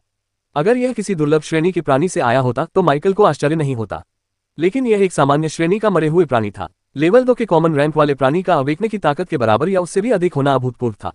कम से कम माइकल के लिए तो यही सच है। अगर पहले उसे संदेह था तो अब माइकल को पूरा यकीन हो गया था। एक और विकास के साथ ये प्राणी लकी और प्रिंस जैसे प्राणियों से मुकाबला कर सकता है। हालांकि उन्हें पीछे छोड़ना थोड़ा मुश्किल हो सकता है, लेकिन तीसरा स्थान हासिल करना असंभव नहीं था। और सबसे अच्छी बात यह थी कि अपने अन्य मरे हुए प्राणियों की तरह माइकल एक ही प्रकार के कई प्राणियों को अपने अधीन रख सकता था। चूंकि तुम मेरे अधीन अपनी तरह के पहले व्यक्ति हो, अगर मैं तुम्हें सफलतापूर्वक पाताल लोक में पहुंचा देता हूं तो तुम्हारा नाम भूत होगा, माइकल ने कुछ हद तक आशाजनक लहजे में कहा। हालांकि घोस्ट ने कोई प्रतिक्रिया नहीं दी, उसकी बुद्धि अभी भी अपर्याप्त थी। माइकल को कोई आपत्ति नहीं थी और उसने इस बारे में ज्यादा सोचा भी नहीं। मरे हुए प्राणी की ताकत की पुष्टि करने के बाद माइकल उसके कौशल का परीक्षण करना चाहता था, लेकिन उसके पास समय बहुत कम था। बिना किसी झिझक के वह गुफा में लौट आया और विकास के लिए और अधिक जीवों को पुनर्जीवित करने का काम फिर से शुरू कर दिया। नोट: संपादक को हाल के अध्यायों को संपादित करने में थोड़ा समय लगेगा, इसलिए फिलहाल मैं और आप ही हैं। आशा है आपको आज का अध्याय पसंद आएगा। अगला अध्याय साम्राज्य पर आधारित होगा। तारांकन तारांकन तारांकन तारांकन तारांकन तारांकन। इसके बाद माइकल को अपने अनडेड रिवाइवल कौशल का उपयोग जिन जीवों पर करना पड़ा वे थे क्रिकेट, ब्लू मोफो तितलियां, प्रेइंग मेंटिस और कैटरपिलर। या अधिक सटीक रूप से कहें तो उसे प्रत्येक कार्य के लिए उस कौशल का उपयोग केवल एक बार करना पड़ा और वह एक बार ही कारगर साबित हुआ। माइकल, जो मरे हुए प्राणियों को बनाते समय कभी कभार होने वाली असफलताओं का आदी था, के लिए लगातार मिली सफलताओं ने उसे आश्चर्यचकित और थोड़ा असहज कर दिया। फिर भी वह इस बात से इनकार नहीं कर सका कि उसे कार्यकुशलता पसंद थी। काश उनके सभी प्रयास इतने ही सहज होते। जल्द ही उसने सफलतापूर्वक प्रत्येक कीट में से एक को पुनर्जीवित करके उसे मरे हुए प्राणी में बदल दिया। अमर प्रार्थना करने वाला कीड़ा स्तर 1, रैंक कॉमन। अमर नीली मोफो तितली स्तर 1, रैंक कॉमन। अमर spice bush swallowtail caterpillar level 1, rank common. अमर क्रिकेट लेवल 1, रैंक कॉमन। इन नए अनुबंधों के साथ माइकल ने अपने लिए उपलब्ध 20 खुले अनुबंध स्लॉट में से 5 का उपयोग कर लिया था। उसके पास अभी भी 15 और थे, और अगर वह चाहता तो वह और भी प्रेतवादित चींटियां बना सकता था, क्योंकि उसके पास सामग्री के रूप में भूतिया चींटियों के शवों की पर्याप्त मात्रा थी। हालांकि माइकल ने इस विचार पर ज्यादा ध्यान नहीं दिया। हालांकि उन्होंने स्पेक्ट्रल एंट्स में अपार संभावनाएं देखीं, लेकिन वे जानते थे कि केवल उन्हीं पर ध्यान केंद्रित करना बुद्धिमानी नहीं होगी। अपनी प्रतिभा के बल पर उन्हें किसी विशेष प्राणी की अंतर्निहित क्षमता पर जुनून सवार होने की आवश्यकता नहीं थी। अगर कोई एंडेड काफी मजबूत नहीं होता तो वह उसे आसानी से विकसित कर सकता था। माइकल अपनी बढ़ती हुई सेना की बहुमुखी प्रतिभा को महत्व देता था और उस विविधता को बनाए रखने का इरादा रखता था। अगर उसे गलती से अजगरों के शवों का ढेर भी मिल जाए तो भी वह इस तरीके को नहीं छोड़ेगा। आखिरकार कौन कह सकता है कि भविष्य में उसके मरे हुए प्राणी ड्रैगन को भी पीछे नहीं छोड़ देंगे। माइकल के लिए केवल अपनी रचनाओं की प्रारंभिक क्षमता ही मायने नहीं रखती थी, बल्कि उनकी उपयोगिता और वह उन्हें कितना पसंद करता था ये भी मायने रखता था। उदाहरण के लिए, हालांकि स्पेक्ट्रल चींटियां समान रैंक के पुरुष ऑर्क्स को शारीरिक शक्ति में हरा सकती थी, लेकिन उनके शरीर के कारण वे युद्ध में कम लचीली होती थीं। वे महिला ऑर्क्स की जगह भी नहीं ले सके क्योंकि वे जादू नहीं कर सकती थीं। हर मरे हुए प्राणी की अपनी खूबियां और कमियां थीं और माइकल का लक्ष्य हर काम में माहिर बनना था, और यदि संभव हो तो सर्वाधिकार स्वामी भी। वह धरती, आकाश और यहां तक कि समुद्रों के लिए भी मरे हुओं को चाहता था। एक भी असाधारण प्रकार का अंडेड उस योजना को नहीं बदल पाएगा। आखिरकार वह कोई विशेषज्ञ जादूगर नहीं था और उसे यही बात पसंद थी। माइकल का ध्यान पूरी तरह से अपने नए मरे हुए साथी पर केंद्रित था। हालांकि वह समय बचाने के लिए उन सभी को एक साथ विकसित कर सकता था, लेकिन उसने समय लेने और प्रत्येक को व्यक्तिगत रूप से विकसित करने का फैसला किया ताकि उनके अद्वितीय विकास को बेहतर ढंग से समझा जा सके। क्योंकि 4 मरे हुए प्राणियों को विकसित करना था, इसलिए माइकल ने शुरुआत करने के लिए उनमें से एक को बेतरतीब ढंग से चुना। अमर प्रार्थना करने वाला कीड़ा स्तर 1, रैंक कॉमन। पब फ्यूचर एड्स एक विकास बिंदु के लिए सामान्य में विकसित करें। हाँ, उसके मृत शरीर से प्रकाश निकलने का परिचित दृश्य फिर से प्रकट हुआ। माइकल ने ध्यान से देखा और गौर किया कि उसके मृत प्रेइंग मेंटिस में परिवर्तन प्रकट होने लगे थे। स्पेक्ट्रल एंट की तरह ही इसका शरीर भी काफी बढ़ गया, लेकिन जब इसके शरीर से निकलने वाली रोशनी फीकी पड़ गई तब माइकल को इस परिवर्तन की सीमा का पूरी तरह से एहसास हुआ। एक और नस्लीय परिवर्तन। अगर ऐसा नहीं होता तो माइकल का एक हिस्सा निराश हो जाता, लेकिन यह बदलाव अपेक्षित था और यह ठीक वही था जिसकी उसे जरूरत थी। अमर छाया मंटिस स्तर 2, रैंक सामान्य। एक बार फिर एक और प्राणी जिसका अंधेरे से कुछ संबंध प्रतीत होता था। माइकल ने अपने नवविकसित मरे हुए प्राणी के रूप का अवलोकन किया। अगर शैडो मेंटिस पूरी तरह से सीधा खड़ा होता तो उसकी ऊंचाई लगभग 1.6 मीटर 5 फीट 3 इंचेस होती।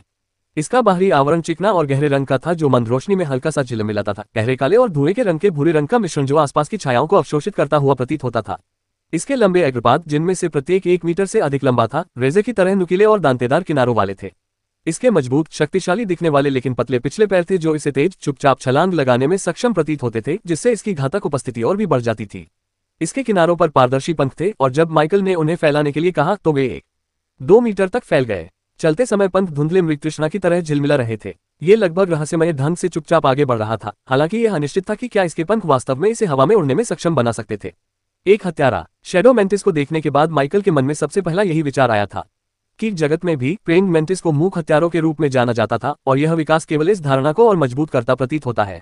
जब माइकल ने विकास के बाद प्रेइंग मेंटिस द्वारा प्राप्त किए गए कौशलों की जांच की तो वह अपने सिद्धांत के प्रति और भी अधिक आश्वस्त हो गया। आपका common ended praying mantis common ended shadow mantis में विकसित हो गया है। आपके एंडेड शैडो मेंटिस ने शैडो क्लोक कौशल प्राप्त कर लिया है। शैडो क्लोक बेसिक मास्टरी प्रवीणता 5.2%। शैडो मेंटिस अपने आप को अंधेरे के एक पतले आवरण में लपेट लेता है, जिससे वह अपने परिवेश में सहजता से घुल मिल जाता है। बुनियादी महारत हासिल करने पर यह कौशल इसे कम रोशनी वाले वातावरण में लगभग अदृश्य बना देता है। माइकल प्रार्थना करने वाली मंटी के समग्र विकास से संतुष्ट था। कम से कम ऊपरी तौर पर तो ये स्पेक्ट्रल एंड से बदतर नहीं लग रहा था। हालांकि पिछले वाले की तरह इसे भी ये प्रदर्शित करने के लिए एक क्षेत्र की आवश्यकता थी कि यह कितना उपयोगी था। माइकल ने शैडो मेंटिस को गुफा से बाहर जाने के लिए कहा और विस्मय से देखता रहा क्योंकि वह चुपचाप उससे दूर गायब हो गई। उपन्यासों के अध्यायों को जल्दी और उच्चतम गुणवत्ता में पढ़ने के लिए गूगल पर तय नॉवल FINAT वेबसाइट खोजें। सबसे प्रभावशाली बात यह थी कि हालांकि वह शैडो मेंटिस को देख सकता था, लेकिन अगर उनके बीच साझा संबंध न होता तो एक रैन के एक अविकने के रूप में उसकी इंद्रियों के साथ भी उसकी उपस्थिति का पता लगाना मुश्किल होता। एक और विचित्र विकास। या क्या सभी कीट राक्षस इतने ही शक्तिशाली होते हैं? माइकल सोचने से खुद को रोक नहीं पाया। सामान्य स्तर पर ही इन जीवों ने काफी क्षमता दिखाई थी और माइकल ये सोचे बिना नहीं रह सका कि जब वह जल्दी उन्हें फिर से विकसित करेगा तो उनका प्रदर्शन कैसा होगा। अगर कभी कोई ऐसा वर्ग सामने आया जो कीड़ों को नियंत्रित करता हो, जैसे कोई कीट विशेषज्ञ जो मेरा विरोध करता हो, तो मैं शुरू से ही पूरी ताकत से उनका मुकाबला करूंगा। दुनिया बहुत बड़ी जगह थी और जादुई दुनिया तो उससे भी कहीं बड़ी थी। ये कहना सुरक्षित था कि इस तरह की कोई कक्षा मौजूद होने की संभावना थी। माइकल ने एक पल के लिए कल्पना की कि प्रेतवादित चींटियों का एक झुंड उसकी ओर दौड़ रहा है और वह कांपने से खुद को रोक नहीं सका। प्रेइंग मेंटिस के रास्ते से हट जाने के बाद माइकल अपने नए मरे हुए साथियों में से एक और की ओर बढ़ा। अमर क्रिकेट लेवल 1 रैंक कॉमन एक विकास बिंदु के लिए सामान्य में विकसित करें। हाँ, कुछ ही देर में माइकल के सामने एक नया रूप प्रकट हुआ।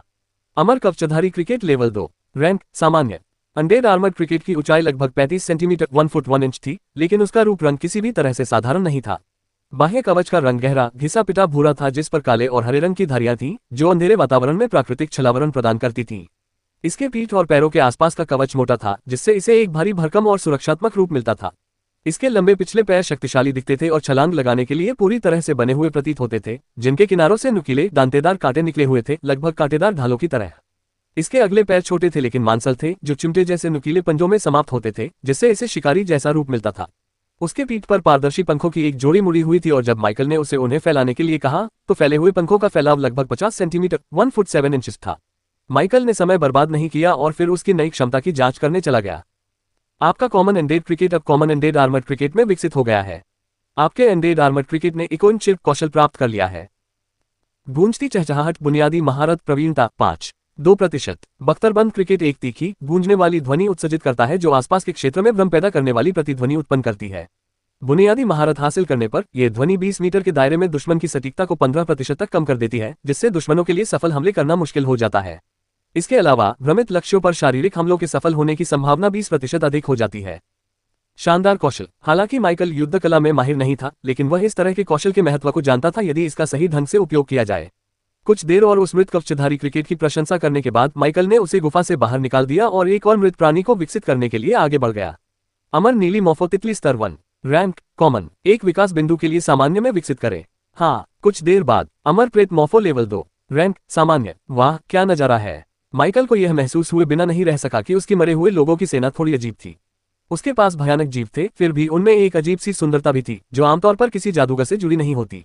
अपनी जागृति की शुरुआत में उसने कल्पना की थी कि उसके दिन कंकालनुमा साथियों के साथ बीतेंगे। हालांकि ऐसा नहीं था, फिर भी उसके मरे हुए सैनिकों में कुछ क्रूरता बाकी थी। कम से कम तब तक तो यही स्थिति थी जब तक कि फैंटम मोफो प्रकट नहीं हुआ। यह निसंदेह बेहद खूबसूरत था। अनडेड फैंटम मोफो एक अलौकिक प्राणी था जिसके पारदर्शी पंख हल्के नीले रंग में झिलमिलाते थे और उसके किनारों पर नाजुकता से टिके हुए थे। इसका चिकना काला बाह्य कवच चमकते नीले धब्बों के साथ इसकी निष्क्रिय अवस्था से विपरीत दिखता था और एक रहस्यमय सुंदरता बिखेरता था। हालांकि यह विचित्र और निस्संदेह सुंदर है, शायद केवल माइकल जैसा कोई व्यक्ति जिसकी वास्तविकता की भावना धीरे धीरे विकृत हो रही थी इसे ईमानदारी से सुंदर कहेगा। यह ऐसा था मानो किसी काले मांबा सांप की आंखों में आंखें डालकर उसे प्यारा कहना। माइकल की राय में अनडेड फैंटम मोफो के कौशल काफी दिलचस्प थे। विकास के साथ ही उस मृत प्रेत को 2 अंक प्राप्त हो गए थे। पहला कौशल भ्रमकारी मृगतृष्णा बुनियादी निपुणता दक्षता 6.3%। ये दुश्मनों को भ्रमित करने के लिए अपनी कई चमकदार प्रतिकृतियां बनाता है। बुनियादी महारत हासिल करने पर ये भ्रम अनियमित रूप से चलते हैं लेकिन संपर्क में आते ही गायब हो जाते हैं, जिससे दुश्मनों के लिए असली प्राणी का पता लगाना मुश्किल हो जाता है। क्या इसमें हमशक्ल बनने की कला है? माइकल ने सोचा। उन्होंने इसे क्लोन कौशल कहने से परहेज किया क्योंकि यह क्षमता शारीरिक हमलों में असमर्थ प्रतीत होती थी, कम से कम अपनी वर्तमान निपुणता के स्तर पर। भ्रमकारी मृग तृष्णा का प्रयोग करो, माइकल ने अनडेड फैंटम मोफो को आदेश दिया। पहले गतिहीन पड़ा हुआ वह प्राणी हिलने डुलने लगा, उसके बड़े पंख धीरे धीरे फड़फड़ाने लगे और पूरे इलाके में घना कोहरा छा गया। आसपास का वातावरण विकृत हो गया, जिससे एक भयावह अवास्तविक वातावरण बन गया। अचानक माइकल ने देखा कि मोफो का शरीर उसके सामने धुंध में विलीन हो गया और गायब हो गया।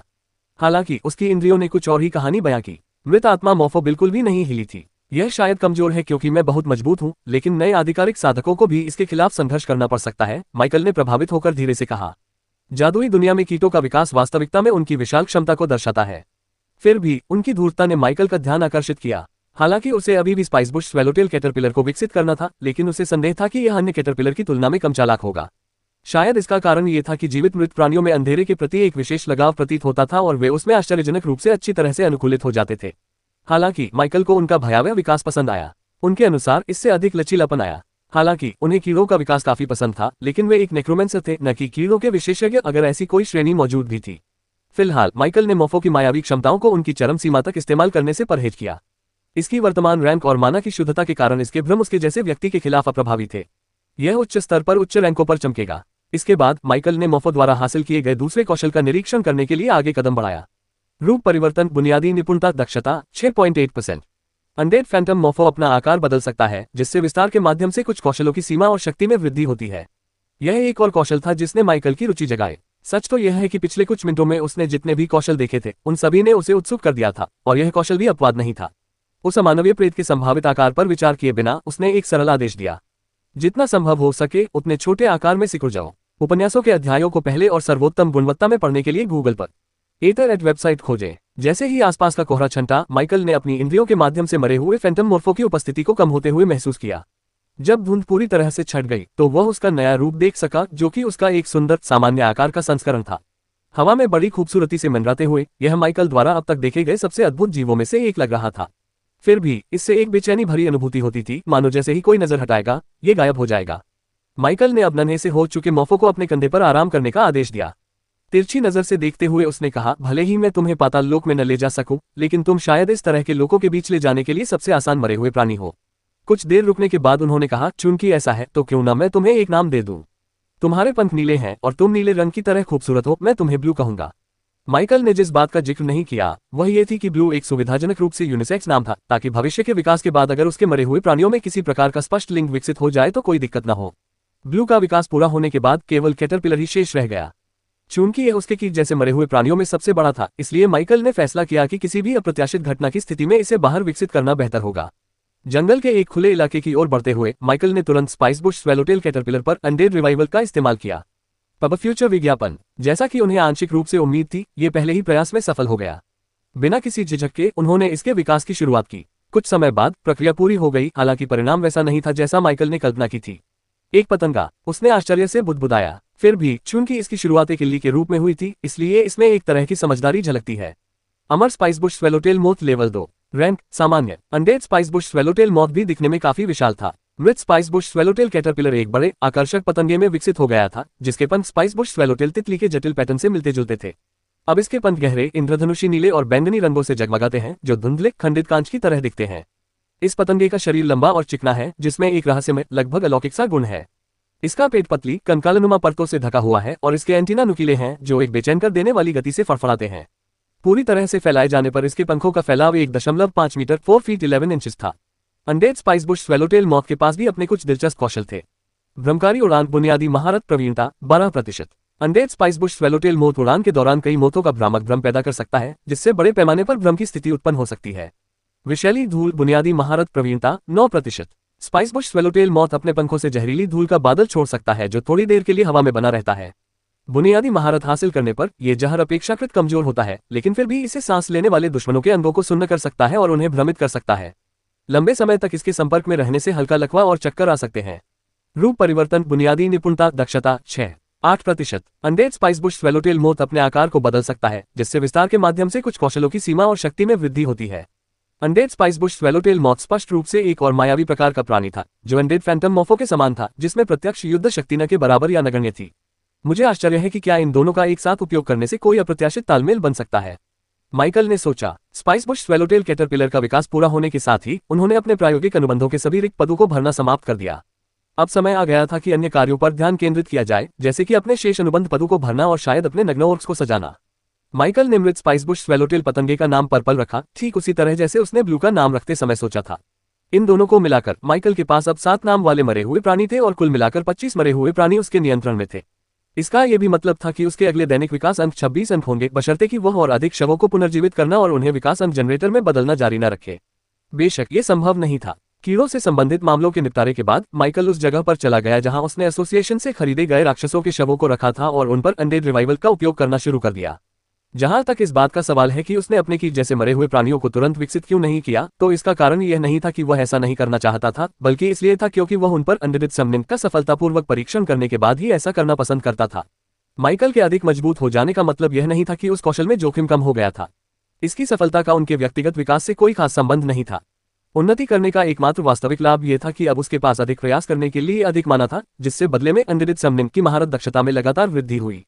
इसके अलावा बार बार की असफलताओं ने एक मरे हुए प्राणी के लिए पाताल लोक में प्रवेश करना कठिन बना दिया, लेकिन विडंबना यह है कि प्रयासों की भारी संख्या ने अंततः सफल होने की उसकी संभावनाओं को बढ़ा दिया। हालांकि ये सुधार केवल कमजोर राक्षसों पर ही लागू होता था। जब बात समान स्तर के या उच्च रैंक वाले राक्षसों की आती थी तो माइकल के जीतने की संभावना उतनी ही कम थी जितनी तब थी जब वह अभी तक अनरैंक था।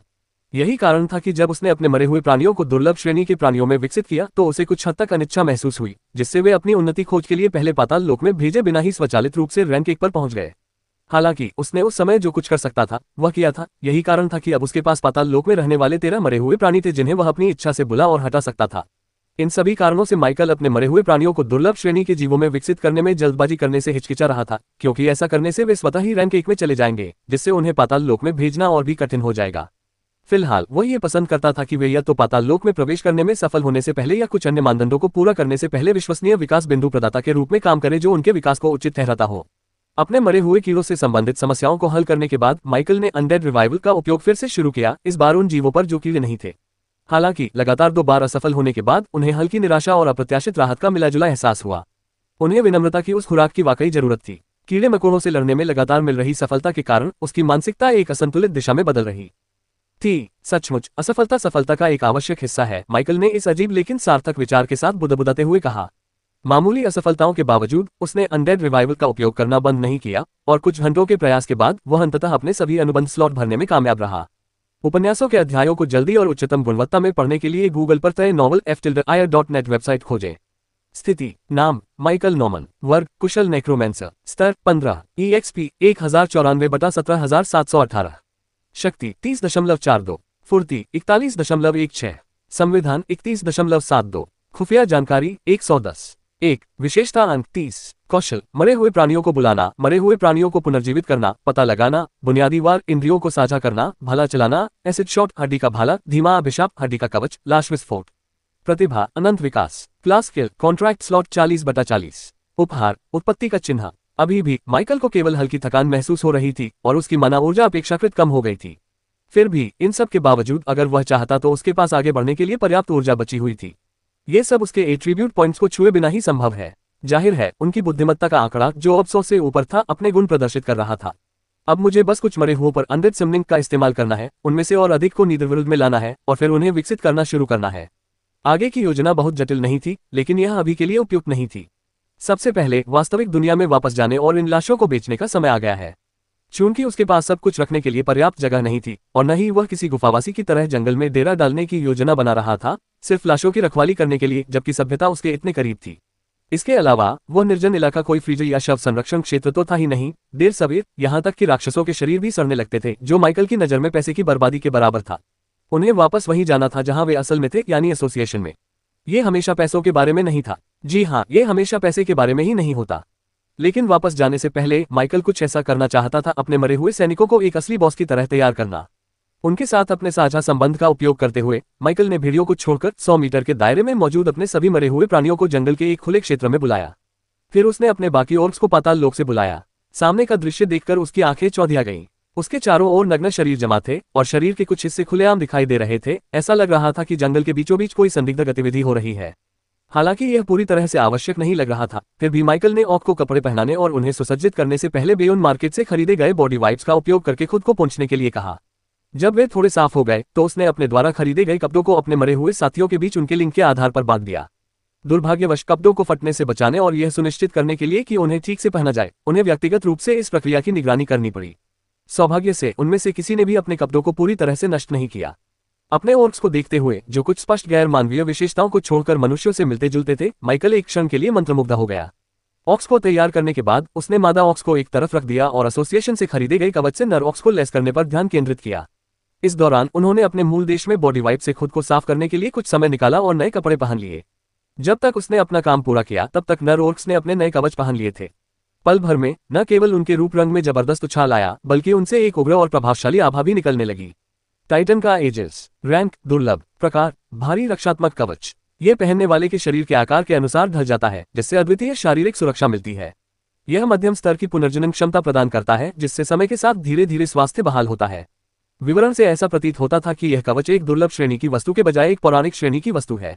माइकल को यह मानना पड़ा कि यह बेहद मजबूत दिख रहा था, साथ ही यह देखने में भी शानदार था, और सबसे महत्वपूर्ण बात, यह पूरे शरीर को ढक लेता है। जब तक उनसे कोई सवाल नहीं पूछा जाता या वे कवच नहीं उतारते, तब तक उनकी पहचान नहीं हो पाएगी, है ना? टाइटन एजेस कवच का एक पूरा सेट था। हालांकि इसमें हेलमेट नहीं था, लेकिन इसमें एक चोगे जैसी हुड और एक नाक का मास्क था जो चेहरे के आधे हिस्से को छुपाता था। कवच ऑक के मानवाकार शरीरों में पूरी तरह से फिट हो जाने के कारण माइकल का मानना था कि उनके चेहरे के बाकी हिस्सों को ढकने से उनकी जाति करीब से भी पता लगाने योग्य नहीं रहेगी। पहले से ही जब उनके हुड नीचे खींचे होते थे तो असामान्य रूप से लंबे मनुष्यों से ऑर्क्स को अलग करना मुश्किल था। उपन्यासों के अध्यायों को पहले और उच्चतम गुणवत्ता में पढ़ने के लिए गूगल पर नेट वेबसाइट खोजें। खूंखार नर ऑर्क्स की तुलना में मादा ऑर्क्स अपने मानव शैली के परिधानों में लगभग कुंवारी जैसी दिखती थी। माइकल ने अपने अनुमानों के आधार पर उनके साइज का मिलान करने की कोशिश की थी और क्लासिक फैशन सेंस को अपनाया था, जो शायद सफल रहा हो या नहीं। यह विडंबना ही है, लेकिन इन महिलाओं को कुछ समय के लिए गुफाओं में ही रहना पड़ सकता है। मैं इन्हें इस हालत में सभ्यता में बिल्कुल नहीं ले जाऊंगा, माइकल ने बुदबुदाते हुए कहा। हाँ, अगर उसने उन्हें कवच से भी लैस कर दिया हो तो बात अलग है, और सौभाग्य से उसके पास अभी भी पर्याप्त मात्रा में कवच मौजूद था। हालांकि ये समस्या उसके भविष्य के लिए थी, जिसे वह वास्तविक दुनिया में लौटने के बाद हल करेगा। फिर वह अनडिड समनिंग का एक और दौर करने का प्रयास करेगा, जिसके बाद वह अपने द्वारा बुलाए गए किसी भी अनडिड को विकसित करेगा और उन्हें पाताल लोक में भेज देगा। अपनी योजनाओं के बारे में सोचते हुए माइकल ने अपने पैनल के प्रतिभा अनुभाग पर एक नजर डाली। प्रतिभा, अनंत विकास, विकास अंक 31 अंक, एक अच्छा स्टॉक जिसे कल आसानी से फिर से भरा जा सकता है क्योंकि उनके पास अनुबंध के लिए पूरे 40 स्लॉट है। इन पॉइंट्स की मदद से माइकल कई दुर्लभ रैंक एक अनडिड को विकसित कर सकता था। यह विचार उसे अच्छा लगा, हालांकि इसमें वह रोमांच नहीं था जो उसने अपनी प्रतिभा को पहली बार उजागर करने पर महसूस किया था। उस समय 3 सामान्य श्रेणी के मरे हुए प्राणियों में भी विकसित होना रोमांचक होता था। अब प्रथम रैंक पर पहुंचने से केवल संतोष मिला, उल्लास नहीं। माइकल को संदेह था कि इस स्तर पर अपने अनडेड को रैंक 1 में विकसित करने से उसके आंकड़ों पर कोई प्रभाव पड़ेगा। अब केवल लकी और प्रिंस जैसे प्रमुख अनडेड ही पर्याप्त विकास प्रदान कर सकते हैं। फीडबैक सिस्टम में कुछ बारीकियां थीं। जादूगरों के लिए एक मरे हुए प्राणी की शक्ति जितनी अधिक होती है, प्रतिक्रिया उतनी ही अधिक होती है, बशर्ते कि इसे प्राप्त करने वाला पात्र अतिरिक्त प्रतिक्रिया को संभाल सके। यह एक कप में पानी डालने जैसा था। एक छोटा बर्तन जल्दी छलक जाता था, जिससे विकास सीमित हो जाता था, जबकि एक बड़ा बर्तन छलकने से पहले अधिक पानी सोख सकता था।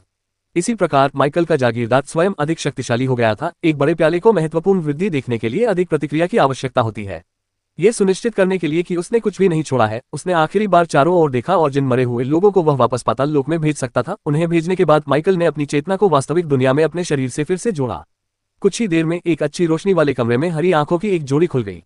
जब माइकल ने उत्पत्ति की भूमि छोड़ी तब तक काफी अंधेरा हो चुका था। स्वाभाविक रूप से वास्तविक दुनिया में तो और भी अंधेरा होता, और इसकी पुष्टि तब हुई जब उसने अपना फोन उठाया और देखा कि रात के 11 बज चुके थे।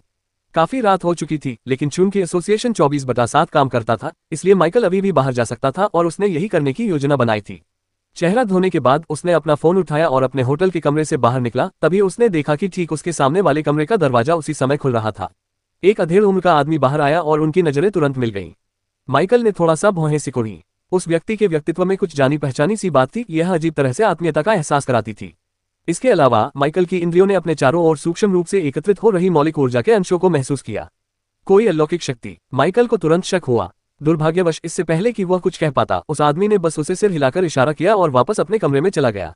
अजीब, उसकी आभा जानी पहचानी सी लग रही है। माइकल हैरान था। उस आदमी की माना शक्ति ने उसे एक अजीब सी परिचितता का एहसास कराया, भले ही वह बहुत हल्की थी। जो भी हो, जो भी मुझे इस तरह का एहसास दिला सकता है वह शायद अलौकिक शक्तियों वाला ही होगा।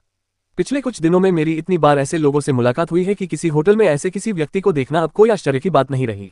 माइकल ने उस विचार को झटक दिया। उसने अपने होटल के कमरे का दरवाजा बंद किया, रिसेप्शन पर गया, कमरे की चाबी लौटाई और सुपर एसोसिएशन की शाखा की ओर चल पड़ा। शहर में अंधेरा छा जाने के कारण माइकल को थोड़ा अधिक बेफिक्र महसूस हुआ। एक अंधेरी गली से शॉर्टकट लेते हुए उसने ये सुनिश्चित करने के लिए चारों ओर नजर घुमाई कि आसपास कोई तो नहीं है। ये सुनिश्चित करने के बाद कि उस पर कोई नजर नहीं रख रहा है, वह गायब हो गया। कुछ सेकंड बाद वह सुपर एसोसिएशन की शाखा भवन से कुछ ही मीटर दूर एक और अंधेरी गली में फिर से प्रकट हुआ। बहुत अच्छा लगा। अपनी जागृति के बाद पहली बार माइकल ने एक वास्तविक अलौकिक प्राणी की तरह अपनी क्षमताओं का पूरी तरह से उपयोग किया था और यह एहसास रोमांचकारी था। हालांकि वह अभी भी रोमांचित था, लेकिन वह अपने मन के किसी कोने में मंडरा रहे थोड़े से डर को नजरअंदाज नहीं कर सका। इतनी तेज गति से यात्रा करना रोमांचक और साथ ही साथ घबराहट भरा भी था। उसके आसपास सब कुछ बहुत धीमा लग रहा था, मानो समय रुक गया हो, जबकि वह खुद अविश्वसनीय गति से आगे बढ़ रहा था। लोगों से टकराने से बचने के लिए उसे जिस तरह का नियंत्रण बनाए रखना पड़ता था जिससे निश्चित रूप से उनकी मौत हो जाती, या इमारतों से टकराने से बचने के लिए उसके दिल की धड़कन तेज हो जाती थी। फिर भी माइकल को यह अनुभव बहुत पसंद आया। यह न केवल अविश्वसनीय महसूस हुआ, बल्कि जो काम सामान्य गति से चलने पर 20 मिनट में हो जाता, वह उसने कुछ ही सेकंड में कर लिया। जैसे कुछ हुआ ही न हो, वैसे ही गली से निकलकर जगमगाती सड़कों पर आते हुए माइकल शांतिपूर्वक एसोसिएशन भवन की ओर चल पड़ा। वहां पहुंचकर उसने बिना किसी झिझक के उसके खुले दरवाजों से अंदर कदम रख दिया। एसोसिएशन का आंतरिक भाग अच्छी तरह से रोशन था, लेकिन दिन के समय की तुलना में काफी खाली था। हालांकि माइकल ने केवल कुछ ही कर्मचारियों से बातचीत की थी, लेकिन उनकी लगातार मुलाकातों के कारण कुछ चेहरे उनके लिए परिचित हो गए थे, लेकिन अब उनमें से कोई भी परिचित चेहरा वहां मौजूद नहीं था। स्पष्ट है कि अलौकिक दुनिया में भी शिफ्ट रोटेशन जैसी कोई चीज मौजूद थी। इस बारे में ज्यादा सोचे बिना माइकल सीधे ट्रेड सेंटर की ओर चल पड़ा, जहां काउंटर के पीछे उसका स्वागत एक और अपरिचित चेहरे ने किया।